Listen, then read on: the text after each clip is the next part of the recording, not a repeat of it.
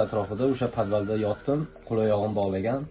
Yarim soat, 1 soatda bir marta kirib, meni tekshirib, tepib chiqib ketdi o'sha maska kiygan bola. Yalang'och holatda sudrashganmi? Men bilan birga kelgan bolani ham olib kirib tualetga qamab qo'yishdi. Meni birinchi etajdan o'sha nimaga podvalga olib tushishdi. Agar ichki ishlar vaqtida kelmaganda, jicha kech qolganda bu bolani yana mashinaga tiqib turib, 102 kelgancha yana qayerdir olib kelib turib, olib tushib o'sha yerda meni kostyum futbolkalarimni yechib, yerda sudrab, o'sha yerda urib, rosa azoblashdi. Pulni o'zim men beraman sizga o'sha deb, qo'limdan tortib, yur gaplashib olamiz deb ichkariga olib kirganman. Men bilan kelgan bola bu yerda turgan, keyin ichkaridan bola yugurib chiqib, buni ham majburiy tarzda olib kirgan. Pul topib bermasang o'ldirib yuboramiz, suyib yuboramiz, yoqib yuboramiz deb murojaat qildi hayotimga. Senda pul bor, pul berishing kerak bizga. Shu minib yurgan mashinangni nomimizga o'tkazib berasan, yashab turgan kvartirangni nomimizga o'tkazib berasan, yana ertalabgacha $10,000 bizga pul topib berasan. Shu uyga olib kirishgandan keyin shu uyning ichida hamma narsa bo'lgan, o'sha bo'ynimga simni bog'lab majburlashgan, o'sha pulni shu yerda so'rashgan, ustimdan benzin qo'yib, shu yerda yoqib yuboramiz deb murojaat qilib, pul topib kelasan, uyni o'tkazib berasan, mashinani o'tkazib berasan deb hamma narsa shu uyning ichida bo'lgan. Qo'sha tomonga o'tib sakragandan keyin ular payqab qolib orqamdan yugurib kelishdi. Ular qo'sha tomonga o'tishga harakat qildi.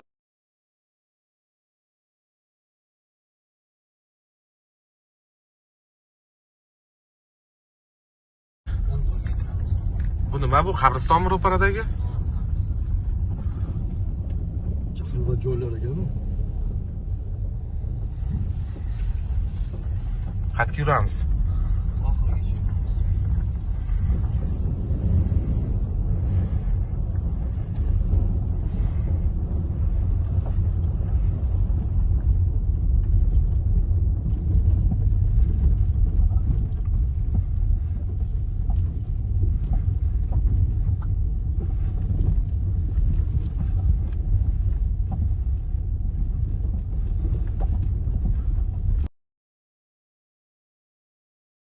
Assalomu alaykum hurmatli do'stlar, sizlar bilan Mashhur Esan. Hurmatli do'stlar, hozirgi paytda Farg'ona viloyati Farg'ona shahardamiz. Murojaat qisqacha mazmuni shundan iboratki, aynan mana shu hovli joyga meni o'z xohishimga qarshi olib kirib ketib, qamab qo'yishdi, baylab, simlar bilan bo'ynimga sirtmoq ilib turib, bo'ynimga, boshimga benzin sachib turib, pul talab qilishdi mendan degan vajlar bilan bizga murojaat qildi. Telegram media ommaviy axborot vositalari ijodiy jamoasi hozirgi paytda jurnalistik surishtiruv jarayonini olib bormoqda. Shuni aytib o'tib ketishimiz joizki, bu holatlar yuzasidan yaqinda kriminalga hudud deb e'tirof etilgan Farg'ona viloyatini juda junbushga keltiradi. Aynan kriminalga hudud deb e'tirof etilgandan so'ng ancha ishlar qilinganligini biz yaqinda o'z ko'zimiz bilan ko'rganmiz, lekin ayrim o'zidan vorzakon yasab olgan kimsalar ortidan oddiy fuqarolar jabrlanishiga yo'l qo'ymasligimiz kerak. Bu bolani murojaat qilishidan maqsad shuki, ularni orqasi juda baquvvat deyapti. Aytishiga qaraganda menga nisbatan qanaqadir odamlar tinch qo'ymayapti meni, tinmay uyimga qanaqadir odamlar kelyapti. Shu sababli menga himoya ordeni berishlarini so'raymiz, ishni yopti qilmasliklarini so'raymiz deydi. Lekin bizda O'zbekiston Respublikasida qonun ustuvor jazo muqarrarligini biz yaxshi bilamiz. Farg'ona viloyati ancha kriminalga hududdan keyin o'zgarish holati juda yuqori deb o'ylaymiz biz. Hamda mana shunaqa odamlarga nisbatan huquqiy baho berishlarini so'raymiz. Aynan oddiy fuqarolarni himoya qilishlarini so'rab qolamiz. Qachongacha bunaqa holatlar davom etishi kerak? Qachongacha oddiy fuqarolar jabrlanishi kerak? Men Turdialiyev Savlatbek Mamirzoda kechagi holat bo'yicha gapirib bermoqchiman. Kecha 15-martga o'tar kechasi 2025-yil 15-mart.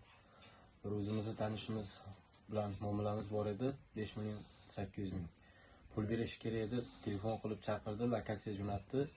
O'sha lokatsiyaga o'zimni tanishim bilan bordik. Pul olish maqsadida, pulni olish maqsadida. Biz borganimizda bizni o'sha tanishimiz bizni kutib oldi, bitta o'zi.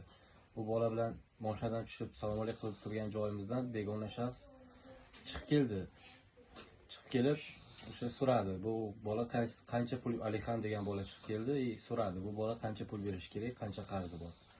Men aytdim, shunaqa 5,800,000 pul berish kerak. Shuncha muomalamiz bor, o'shani keluvdik, lokatsiya tayyorladik, kel pul tayyor deganiga keldik. San uka va pulni o'zim beraman. Kel gaplashib olaylik deb o'sha eshikda darvoza tagida edik, darvozani ichiga meni sudrab olib kirdi o'zi bilan birga, qo'limdan tortib. Keyin men bilan borgan bolani o'sha men kirganimda darvozaning chap qo'lida yana bitta bola kutib turgan. Men kirgandan keyin yugurib chiqib, o'sha eshik tagidagi men bilan birga borgan bolani sudrab, majburlab uyga olib kirib, darvozani berkilab nima qilgan, yopib, kalitni cho'ntagiga solib, shundan keyin o'sha meni olib kirgan bola lapatga olib meni bosh qismimga zarba berdi. Keyin o'sha orqamda turgan sherigimni majburlab olib kirgan bola ham trubani olib kelib, ikkita tomondan meni urishni boshlashdi. Uyda ichidan yana bitta bola yugurib chiqdi, shaxsi noma'lum, yuzi bek, maskada. 3 kishilar meni majburlab urib, sudrab, hovlidan domni ichiga, o'sha stroyga ketayotgan domni ichiga olib kirib, o'sha betonga yotqizib, 3 tomonlama urishdi. O'sha sen Rossiyadan kelgansan, Rossiyada ishlar qilgansan, senda pul bor, pul berishing kerak bizga. O'sha minib yurgan mashinangni nomimizga o'tkazib berasan, yashab turgan kvartirangni nomimizga o'tkazib berasan, yana ertalabgacha $10,000 bizga pul topib berasan. Pul topib bermasang o'ldirib yuboramiz, suyib yuboramiz, yoqib yuboramiz deb murojaat qildi hayotimga. Men bilan birga kelgan bolani ham olib kirib tualetga qamab qo'yishdi. Meni birinchi etajdan o'sha nimaga podvalga olib tushishdi. Olib tushib o'sha yerda meni kostyum futbolkalarimni yechib, yerda sudrab, o'sha yerda urib, rosa azoblashdi. Keyin tepamdan 1 litr benzinni qo'yib, "Hozir yoqib yuboramiz seni, ertagacha pulni olib kelmasang."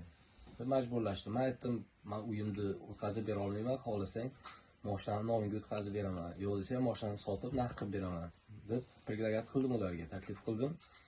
Ular ko'nmadi. Bizga uyda ham o'tkazib berasan, mashinani ham o'tkazib berasan, undan tashqari yana $10,000 pul olib kelasan. Bo'lmasa yoqib yuboramiz. Uyda o'tkazib, mashina bilan uyda o'tkazib, pulni olib kelgandan keyin oila bola chaqangni olib O'zbekistondan chiqib ketasan. Shu kuni nima granitsa bilan emas, o'sha yashirin yo'llar bilan, bezno yo'llar bilan O'zbekistondan chiqib ketasan, boshqa kelmaysan deb menga shart qo'yishdi. Men rozi bo'ldim bu narsaga. Rozi bo'ldim. Ular meni qo'l oyog'imni bog'lab, yerga yotqizib, o'sha podvalga tashlab chiqib ketishdi. Men 3 soat, 3,5 soat atrofida o'sha podvalda yotdim, qo'l oyog'im bog'lagan. Yarim soat, 1 soatda bir marta kirib, meni tekshirib, tepib chiqib ketdi o'sha maska kiygan bola. 2 marta kirdi, men 3-marta o'sha kirayotganda men qo'limni ochishga yo'l yurgandim, qo'limni ochib bo'ldim. 3-marta tekshirib chiqqandan keyin men qo'l oyog'imni, birinchi qo'limni yechdim, keyin oyog'imni yechib, o'sha podvaldan chiqib, birinchi etajda o'sha bitta o'ng qo'ldagi komnataga kirib, oynadan sakrab uyni orqa qismiga o'tib, o'sha yerda narvon turgan ekan, narvonni zaborga qo'yib, qo'shni tomonga narvon bilan o'tdim. Qo'shni tomonga o'tib sakragandan keyin ular payqab qolib orqamdan yugurib kelishdi. Ular qo'shni tomonga o'tishga harakat qildi. Keyin men qo'shnini eshigini taqillatib baqira boshladim, yordam bering deb. Qo'shni chiqqandan keyin ular buni payqab, ko'chaga chiqib, o'sha men ko'chada turgan Cobalt rusumli avtomashinamni minib, voqea joyidan qochib ketishdi. 102 keldi, 102 qildik biz. PPSniklar o'sha xodimlar keldi. Xodimlar kelib turgan joyda biz men chiqib o'sha bo'lgan narsani tushuntirib turganda qaytib kelishdi ular mashina bilan. Qaytib kelib, xodimlar turganini ko'rib, o'sha 3 ta xodim mashina tomonga yugurib borib osilishdi. Bittasi osildi, ikkita xodim oynaga urishni boshladi. Ular qochishdi u yerda. Bitta xodim yerga yiqilib tushdi, ikkitasi chetda qoldi. Ular mashinani minib qochib ketishdi voqea joyidan. Bu videoni chiqarishimdan maqsad eshitishim bo'yicha u odamlarni orqalari baquvvat, tanishlari ko'p, o'ziga to'q oila, boy oiladan ko'p narsaga qo'llari yetadi deb eshitdim. Shu sababdan ham shu videoni chiqardim. Shu huquqni muhofaza qiluvchi tashkilotlardan, shahar prokuraturasidan shuni so'rab qolamanki, shu narsaga qonuniy chora ko'rsin, qonuniy, hammasi haqqoniy shu narsani hal qilib berishlarini so'rayman. Ushbu bolani gaplariga qaraganda ichki ishlar xodimlariga ham tajovuz bo'lgan deb o'tib ketilyapti. Aynan mani mashinamni olib kelishgan paytda ichki ishlar to'xtatmoqchi bo'lganda ichki ishlarni ham bosib o'tib ketishgacha olib borildi degan vajlarni bizga yetkazdi. Shu masalada ichki ishlar xodimiga ham rahmat aytyapti bu bola. Agar ichki ishlar xodimlari vaqtida kelmaganda bilmayman holimga nima bo'lardi degan vajlarni gapirib o'tib ketdi.